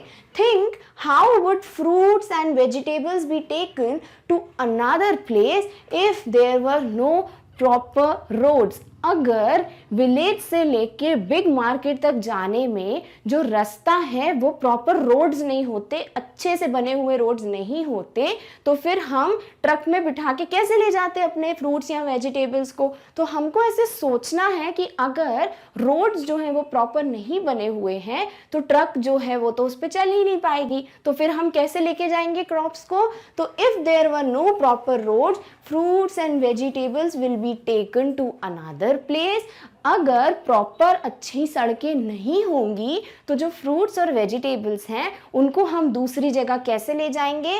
बाय अ बुलक कार्ट, यानी हम एक बैलगाड़ी का यूज करके अपने फ्रूट्स और वेजिटेबल्स को एक जगह से दूसरी जगह पहुंचा सकते हैं। बुलक कार्ट क्या है? हमने पढ़ा था गोइंग टू स्कूल में कि कुछ जो है बैल जो है उनसे एक कार्ट यानी एक गाड़ी वो हम अटैच कर देते हैं। तो ये क्या हो गए? बुलक्स, बैल हो गए। और इनके साथ जो गाड़ी है वो अटैच है, इसलिए क्या हो जाता है? बुलक कार्ट, यानी बैल गाड़ी। और इसमें हम अपना जो भी फ्रूट्स और वेजिटेबल है वो रखकर दूसरी जगह पर पहुंचा सकते हैं। और क्या यूज कर सकते हैं? हम यूज कर सकते हैं एक रिक्शा, यानी अगर हम साइकिल रिक्शा यूज करें तो हम उसमें भी अपना सामान रखकर एक प्लेस से दूसरी प्लेस तक पहुंचा सकते हैं। और क्या कर सकते हैं हम यूज? और ऑन अ डोंकी। अब जब पहले गाड़ियां नहीं हुआ करती थी तो गांव में क्या करते थे? डोंकीज को यूज करके, जिन्हें आप गधे बोलते हो हिंदी में, उन एनिमल्स को यूज करके उस पे सामान रखकर एक जगह से दूसरी जगह तक पहुंचाया जाता था। तो डोंकीज जो हैं बहुत हार्ड वर्किंग एनिमल्स होते हैं, उन पे इतना सारा सामान रखकर एक जगह से दूसरी जगह पर पहुंचाया जाता था। तो अगर प्रॉपर सड़कें नहीं होंगी तो कोई बात नहीं, हमारे को थोड़ी प्रॉब्लम होगी, थोड़ी दिक्कत होगी, पर हम फिर भी अपने फ्रूट्स और वेजिटेबल्स को एक जगह से दूसरी जगह या तो बुलक कार्ट या रिक्शा या एक डोंकी को यूज करके उन्हें पहुंचा सकते हैं। What kind of vehicles are used to carry fruits and vegetables? कौन कौन सी vehicles, गाड़ियाँ जो हैं वो यूज़ करके हम fruits और vegetables को अक्सर पहुँचाया करते हैं, यानी at present अभी के समय में कौन सी ऐसी vehicle है जिसको यूज़ करके आप fruits और vegetables को एक जगह से दूसरी जगह पहुँचाते हो। तो vehicles like टेम्पो, जो व्हीकल होती है टेम्पो, जिसमें क्या होता है, एक आगे इंजन, ड्राइवर और पीछे एक कार्ट लगा होता है, एक गाड़ी का पार्ट लगा होता है, उसमें हम अपने फ्रूट्स वेजिटेबल्स रखकर एक जगह से दूसरी जगह पहुंचाते हैं। ट्रक वही गाड़ी है जिसमें बसवा के पापा ने अपने ऑनियंस रख के पहुंचाए थे, तो हम ट्रक को भी यूज करते हैं अपने फ्रूट्स और वेजिटेबल्स को रखने के लिए। और ट्रैक्टर्स क्या थे? ट्रैक्टर्स वो हैं जिनके पीछे हमने एक टूल लगाकर अपनी सॉइल को डिग किया था, हमने लूज किया था। अगर हम उस ट्रैक्टर के पीछे भी काट लगा दें तो हम उसमें भी अपने फ्रूट्स और वेजिटेबल्स को रखकर एक जगह से दूसरी जगह तक पहुंचा सकते हैं। Are use to carry fruits and vegetables. तो कुछ गाड़ियां जैसे टेम्पो, ट्रक और ट्रैक्टर, इनको यूज करके भी हम फ्रूट्स और वेजिटेबल्स को एक जगह से दूसरी जगह तक पहुंचा पाते हैं। Final part of Basava's farm. हम ऑलरेडी पूरी स्टोरी देख चुके हैं कि कैसे बसवा के पापा ने इतनी सारी स्टेप्स फॉलो कर हमें ऑनियन क्रॉप्स कैसे मिलते हैं वो बताया है। अब हम करेंगे फाइंड आउट एंड राइट, यानी हम इस वीडियो में कुछ क्वेश्चंस को डिस्कस करने वाले हैं। तो let's start with the first question. Given here are pictures of some implements used by Basava's family. हमें हर क्वेश्चन में एक पिक्चर दिया हुआ है जो क्या है, इम्प्लीमेंट यानी टूल का है, औजार का है, जो बसवा की फैमिली ने किसी ना किसी स्टेप में यूज किया है। Right the names of the implements. हमें क्या करना है, हर औजार को, हर टूल को ध्यान से देखकर पता करना है कि इसका नाम क्या है। And also write what these are called in your area. इनका जो हम नाम लिखने वाले हैं वो होगा जो बसवा की फैमिली में इन्हें कहा जाता है। इसके बाद हम ये देखेंगे कि इन टूल्स को हम अपने एरिया में क्या कहते हैं and what work are they used for, और हम इनसे क्या यूज करते हैं, यानी हम इनको इस्तेमाल करके कौन सी स्टेप को फॉलो करते हैं। तो हम देखते हैं हमारा जो फर्स्ट टूल है वो क्या है। तो इसे हमने कब देखा था कि इनके आगे जो है कुछ बुलक्स यानी बैल लगा दिए जाते हैं, और जैसे ही बुलक्स आगे मूव करते हैं ये इस टूल को अपने साथ पुल करते जाते हैं, खींचते जाते हैं, और ये जो पॉइंटेड पार्ट है वो क्या करता है, वो सॉइल को लूज करता है, यानी मिट्टी को अच्छे से खोदने में हमारी हेल्प करता है। तो ये कौन सा टूल है? यस, ये है एक कुरेज। तो बसवा के पापा ने इसको यूज किया था टू लूजन द सॉइल, यानी मिट्टी को अच्छे से सॉफ्ट करने के लिए, और उन्होंने क्या बोला था उसको? एक कुरेज। और इसे हम अपने एरिया में क्या बोलते हैं? इसे हम बोलते हैं हल। यानी जब आप हिंदी में कभी भी सुनोगे कि किसान क्या करते हैं तो आपने हमेशा कभी ना कभी ये सुना होगा कि किसान जो है वो हल चलाकर हमें जो है क्रॉप्स को ग्रो करने में हेल्प करते हैं। यानी जो हल चलाते हैं उसे हम क्या कहते हैं? इस टूल को कुरेज कहते हैं। कहाँ पे? बसवा की फैमिली में। और हम इसे क्या कहते हैं? एक हल। इसे यूज किस चीज के लिए करते हैं? प्लोइंग के लिए। प्लोइंग क्या है वो मैंने आपको बताया था। प्लोइंग क्या था? जब हम मिट्टी को खोदकर उसे लूज करते हैं, उसे सॉफ्ट करते हैं, ताकि जो हमारे सीड्स हैं, जो बीज हैं, वो मिट्टी में अच्छे से बैठ पाए। इसे हम क्या कहते हैं? प्लोइंग। तो पहला टूल जो है वो है कुरेज, इसे हम कहते हैं हल, और इसको यूज करते हैं in the step of ploughing. Next question क्या है? नेक्स्ट है हमारे पास ये टूल जिसको यूज करके हम क्या करते हैं? डिग द सॉइल, यानी मिट्टी खोदते हैं। तो ये क्या है? ये हमें दिख रहा है कुछ खुंती जैसा। खुंती क्या था? यही था फर्स्ट टूल जो बसवा के पापा ने मिट्टी को खोदने के लिए for digging the soil use किया था। तो इसे हम क्या बोलते हैं बसवास फैमिली? खुंती। और हम इसे क्या बोलते हैं? इसे नॉर्मली कुड़ाल बोला जाता है। तो इसे हम क्या बोलते हैं? कुड़ाल। और इसे किस चीज के लिए यूज करते हैं? For digging the soil. Digging यानी जब हम खोदते हैं कुछ, उसे हम कहते हैं डिगिंग। तो यहाँ हम क्या कर रहे थे? We were digging the soil. हम मिट्टी को खोदने में इसका इस्तेमाल कर रहे थे। तो इस टूल का जनरल काम क्या है? डिगिंग करना। तो हमें क्लियर हो गए दो टूल्स। नेक्स्ट हम देखते हैं द थर्ड टूल इज, कुछ ऐसा दिख रहा है जिसमें हम यहाँ पे क्रॉप्स रखते हैं, इनको एकदम से हिट करते हैं और ये क्रॉप्स जो है वो कट हो जाते हैं। यानी इस टूल को हम यूज कर रहे थे to cut the leaves from the onion crops. यानी बसवा की अम्मा और उनकी आंटी जो है वो क्या कर रहे थे? ऑनियंस और लीव्स को कट करने के लिए एक टूल को यूज कर रहे थे जिसे हम कहते हैं इलिच। तो इलिच जो है वो बसवा की फैमिली में इस टूल को कहा जाता है। हम इसे क्या कहते हैं? हम इसे कहते हैं अ सिकल। सिकल बोला जाता है इसको इन इंग्लिश लैंग्वेज। तो कॉमनली जनरली हम इसे क्या बोलते हैं? एक सिकल, जो इस तरीके का शेप का होता है। और इसे हम किस चीज के लिए यूज करते हैं? फॉर कटिंग वेजिटेबल्स, यानी सब्जियों को कट करने के लिए हम इन्हें यूज करते हैं। तो कुछ कुछ घरों में भी आपको, ज्यादातर विलेजेस में, गांव में आपको ये मिल जाएगा जिसे हम सिकल कहते हैं। और इसे जो है हमारी मम्मी यूज करती हैं टू कट अ वेजिटेबल। तो हमें समझ आ गया कि ये टूल भी कौन सा है। नेक्स्ट क्या है? एक एक्टिविटी है। हमें बहुत सारे पिक्चर्स दिए हैं और हमें क्या करना है? Many steps are needed to grow crops. ये सब क्या है? वो स्टेप्स हैं जो बसवा के पापा ने क्रॉप ग्रो करने के लिए यूज की थी। तो ये बहुत सारी स्टेप्स हैं। Look at the pictures. In pictures को ध्यान से देखिए and mark them in the correct order. यानी पहली कौन सी स्टेप आएगी, फिर नेक्स्ट स्टेप क्या फॉलो होगी, ऐसे हमें एक करेक्ट ऑर्डर में इन स्टेप्स को दिखाना है। तो सबसे पहले हमें क्या करना चाहिए? हमें पिक्चर को देख के उसमें हो क्या रहा है वो हम यहाँ पर लिख लेंगे, ताकि हमको क्या हो? क्लियर हो, हमें समझ आ जाए कि इस स्टेप को हम क्या कहते हैं।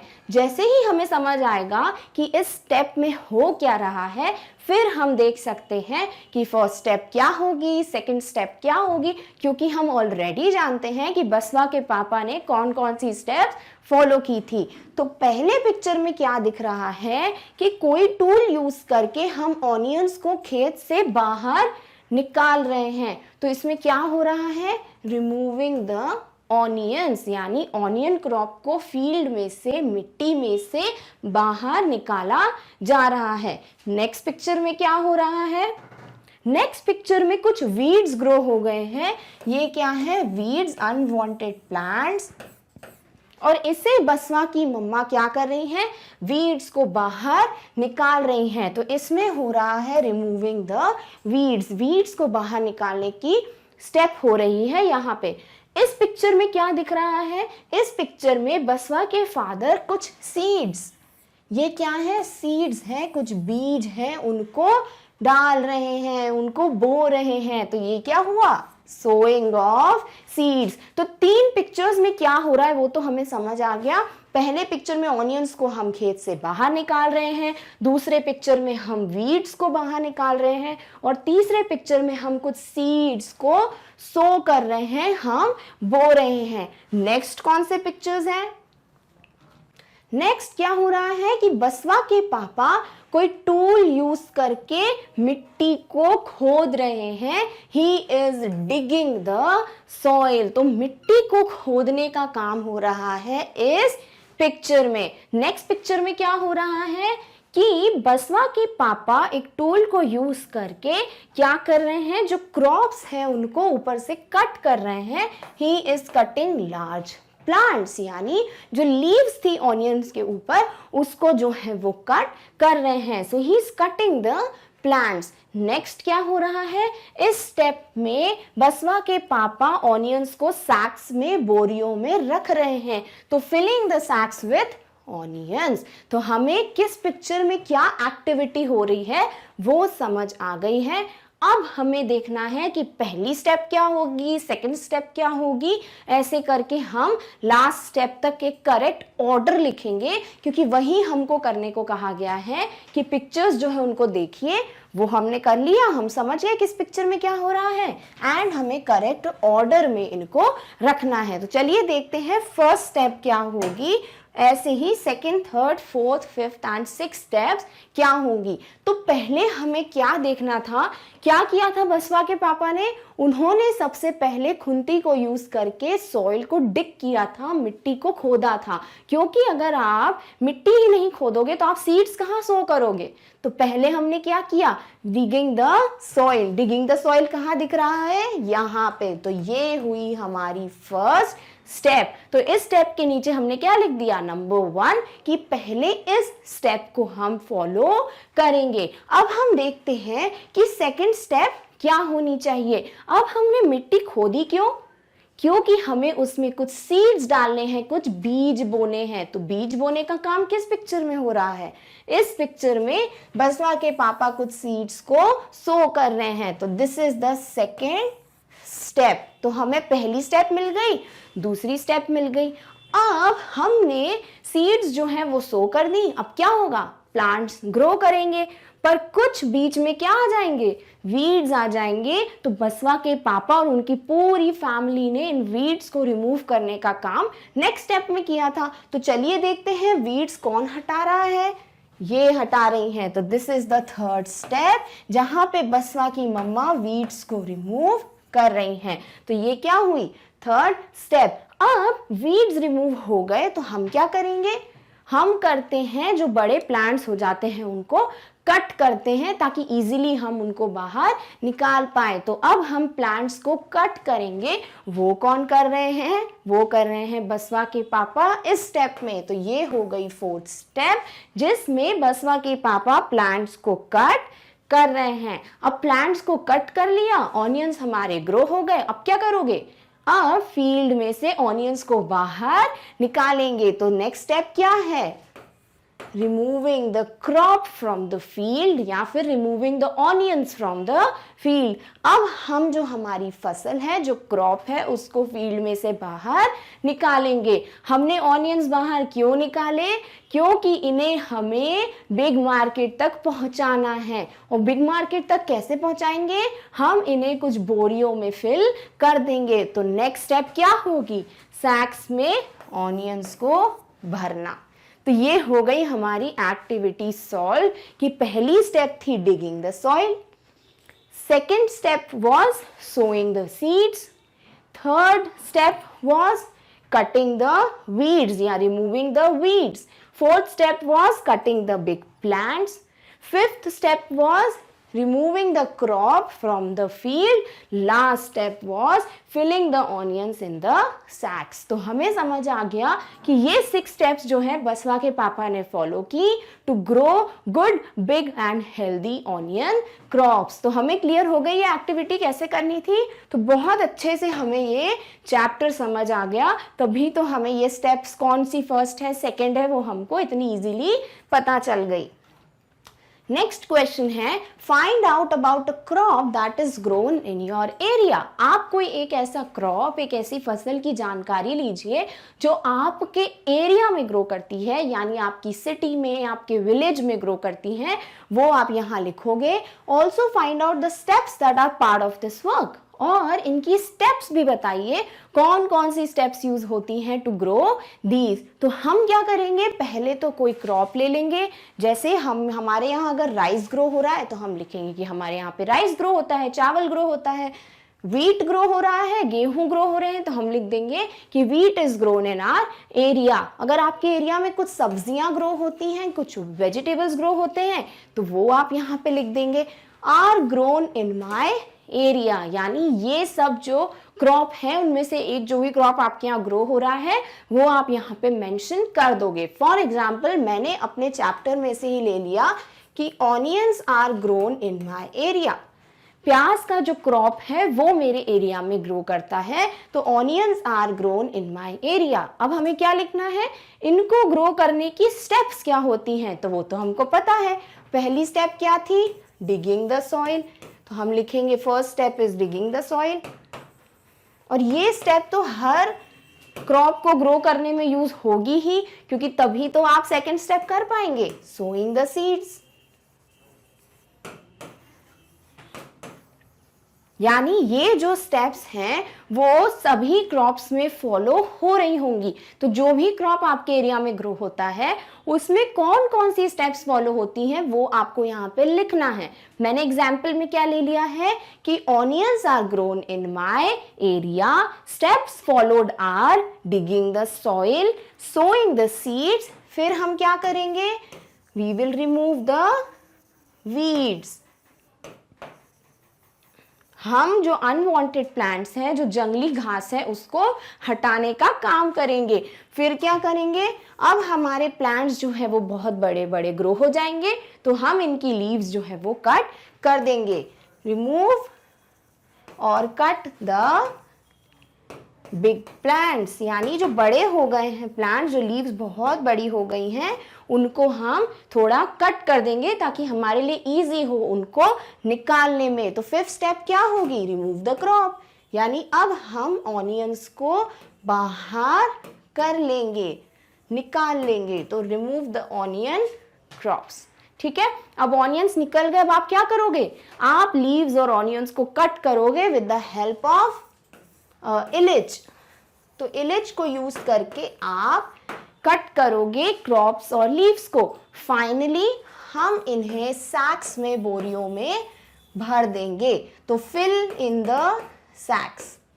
तो हमें स्टेप समझ आ गई कि हम पहले मिट्टी खोदेंगे, उसमें बीज बोएंगे, फिर हम उन्हें पानी और खाद देंगे, फिर हम वीड्स जो ग्रो हो जाते हैं उनको रिमूव करेंगे, राइट टाइम पे हम लीव्स को कट करके ऑनियंस को फील्ड में से बाहर निकाल लेंगे, और फिर हम लीव्स और ऑनियन को अलग अलग करके यानी कट करके उन्हें सैक्स में भर के, बोरियों में भर के बिग मार्केट तक पहुंचा देंगे। तो इतनी सारी स्टेप्स फॉलो होती हैं टू ग्रो अ क्रॉप। तो ऐसे ही इस आंसर में आप जो भी क्रॉप के बारे में लिखना चाहते हो वो क्रॉप का नाम लिखोगे, और उसमें जो स्टेप्स फॉलो होती हैं उनको ग्रो करने की वो आप यहाँ पर मेंशन करोगे। तो हमें क्लियर हो गया है the worksheet of chapter 14 which is the Basawas farm. So Basawas farm में आपने चैप्टर बहुत अच्छे से स्टडी किया था, और आपने स्टडी किया था अबाउट दी ऑनियन फार्मिंग। आपने किसके बारे में सीखा था, ऑनियन फार्मिंग के बारे में उस चैप्टर में आपने लर्न किया था, राइट। सो ऑनियन की फार्मिंग में बसावास फादर क्या थे, बसावा के जो फादर थे वो फार्मर थे, राइट। हमने काफ़ी सारी चीज़ें उसमें लर्न की थी, सीखी थी, राइट। सो अब हम क्या करने वाले हैं, अब हम करने वाले हैं वर्कशीट। वर्कशीट में क्या होता है, काफ़ी सारी एक्सरसाइजेज होती हैं, क्वेश्चन आंसर्स होते हैं, एंड फन एक्टिविटीज़ भी होती हैं। तो उससे हम काफ़ी कुछ चीज़ें लर्न करते हैं और अपना चैप्टर को रिवाइज भी करते हैं, राइट। सो हम स्टार्ट करते हैं with the very first exercise, that is filling the blanks. But आपको यहाँ पे क्या करना है, आपको यहाँ पे करना है पॉज, और सारे फिलअप्स को ट्राई करना है, खुद से ट्राई करो कि आप सारे फिलअप्स को फिल कर पाओ, ओके। देन वापस से प्ले करके you can match your answers with the my answers, clear. So हम स्टार्ट करते हैं with the very first filling the blanks, that is Basava's father is a, Basava के फादर क्या थे, he is a farmer. What he is a farmer. Who is he? He is a farmer. Okay. So next, weeds are the plants that grow in fields and gardens without being. Weeds जो ऐसे plant रहते हैं जो without being what? क्या हो जाते हैं, without being planted. हम उन्हें प्लांट नहीं करते, हम उन्हें ग्रो नहीं करना चाहते, उसके बाद भी वो ग्रो हो जाते हैं, दैट इज वीड। जो बिना ग्रो किए ग्रो हो जाते हैं, हम उसे प्लांट नहीं करते हैं, उसे ग्रो करना नहीं चाहते हैं, वहाँ सीड भी नहीं लगाते उसका, then also they grow, so that is weed, okay. Next that is used to cut the dried leaves from the top of the onions. So हम dry leaves को onions में से cut करने के लिए we used what we use iligi.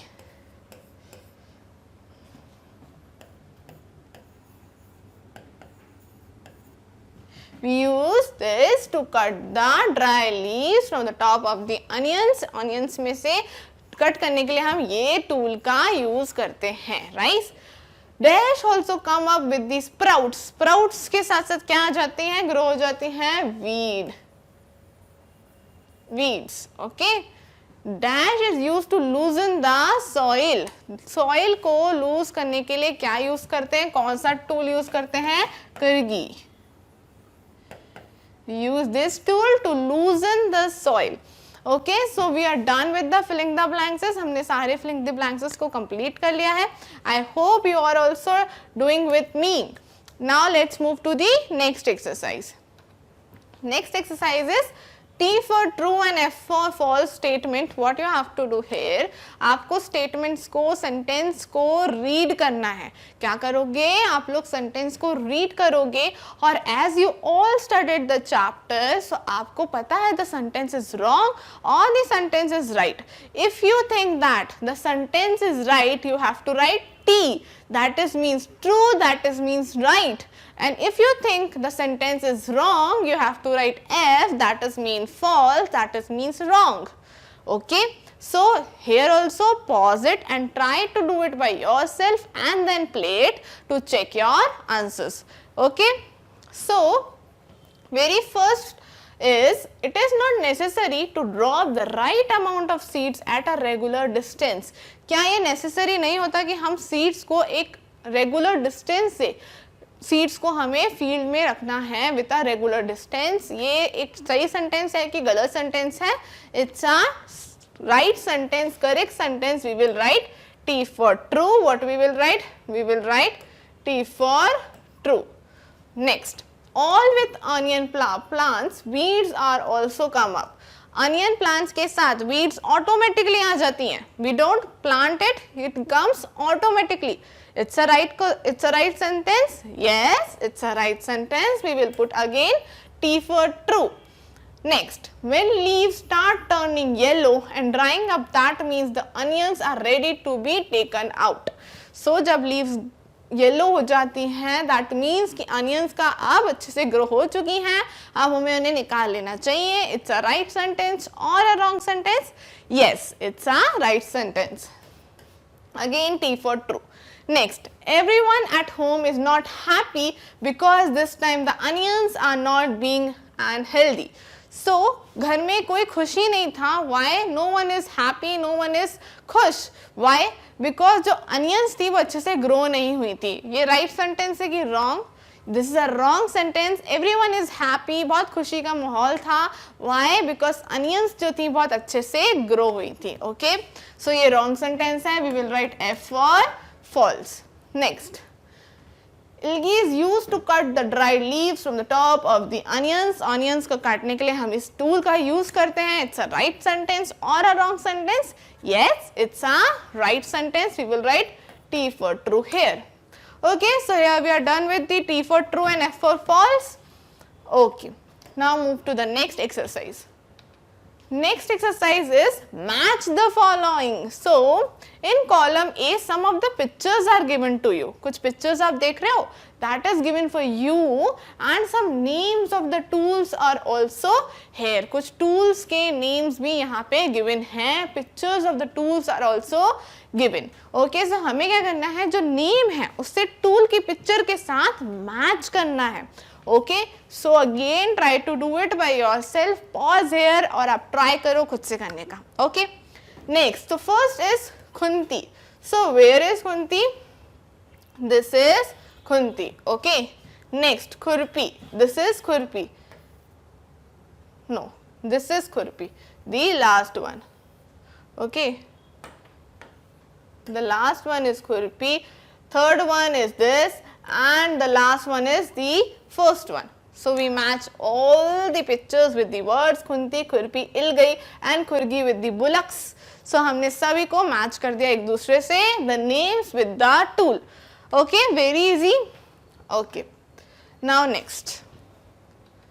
So next exercise is answer the following questions. So what you have to do, we will discuss all the question answers together. Okay, so question number 1 is what is the use of khunti? Khunti का क्या use होता है? It is used to dig and loosen the soil. Soil को lose करने के लिए हम इस tool का use करते हैं. क्या करने के लिए? सॉइल को लूजन करने के लिए. To loosen the soil, to loosen the soil we use this tool. Okay okay, read and write all the question answers. Next is what is the process of sowing seeds? Seeds को sow करने का यानी seed को लगाने का मिट्टी में, वो उसका क्या प्रोसेस है? That they are asking. So answer is bullocks will pull the kurgi and farmer will walk behind him. Okay, and farmer will walk behind him. So क्या होगा कि bullocks will pull the kurgi, की कुर्गी के साथ bullocks को हम pull करेंगे और farmer जो है उसके साथ चलेगा. फार्मर जो है उसके साथ साथ चलेगा. behind यानी उसके पीछे पीछे, but taking the bullocks together. Okay, so bullocks will pull the kurgi and farmer will walk behind him. Farmer will walk behind him. Okay, like as you can see in this picture, this is what happens when we sow the seed. Okay, okay. Next is why should the weeds be removed? हमें क्यों weeds को जो grow हो जाती हैं अपने आप automatically, so हमें उन्हें remove क्यों करना चाहिए? Why? Because वो जो water है वो सारा खींच लेंगे नहीं तो.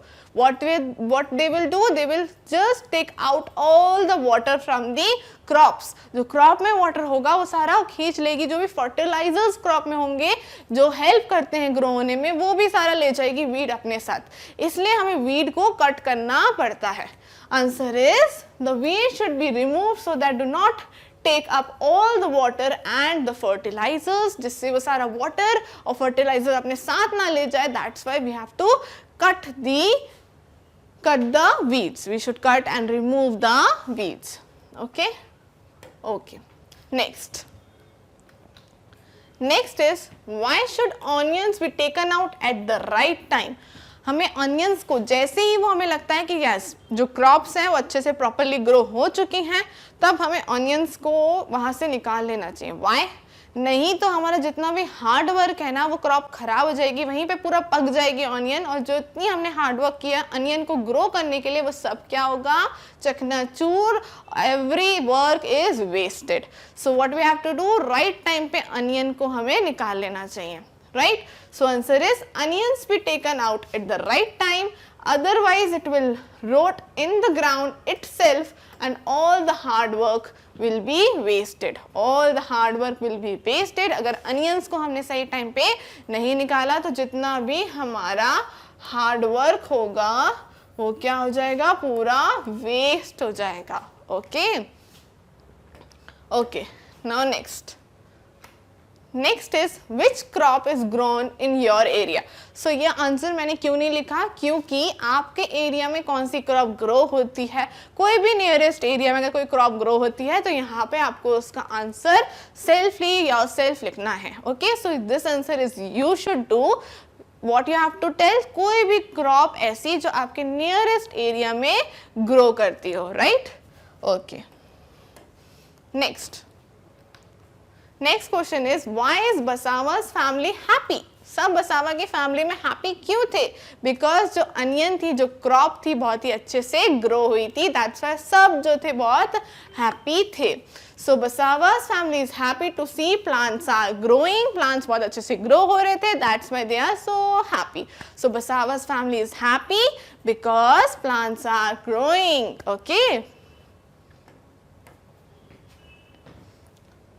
next, now this is fun activity. What you have to do, you have to do this activity just for the fun.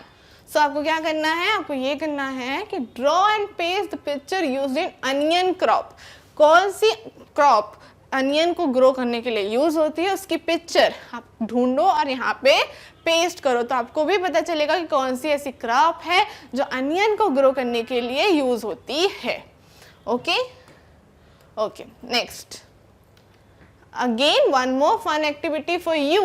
So what you have to do, draw and color the tools required in farming. So हमने अभी match the following में भी काफ़ी सारे tools देखे थे जो farming में help करते हैं, तो वहीं से copy करके यहाँ पे उन pictures को draw करने की आपको कोशिश करनी है and try to draw it, color it and very neatly, cleanly. Okay? So this is your homework. Do this fun activity. Draw the picture of the tools used in farming. आप pictures को कहाँ से ले सकते हो, हमने इस video में भी डिस्कस किए हैं काफ़ी सारे tools के बारे में, और आपकी बुक्स में भी पिक्चर हैं, तो उनको देख के you can draw it. Okay? Next, so this is it. We have completed the worksheet of chapter 14, that is Basawa's farm. Okay, so I will come with more worksheets. Till then, watch videos on Magnet Brains because Magnet Brains provide free education. Thank you.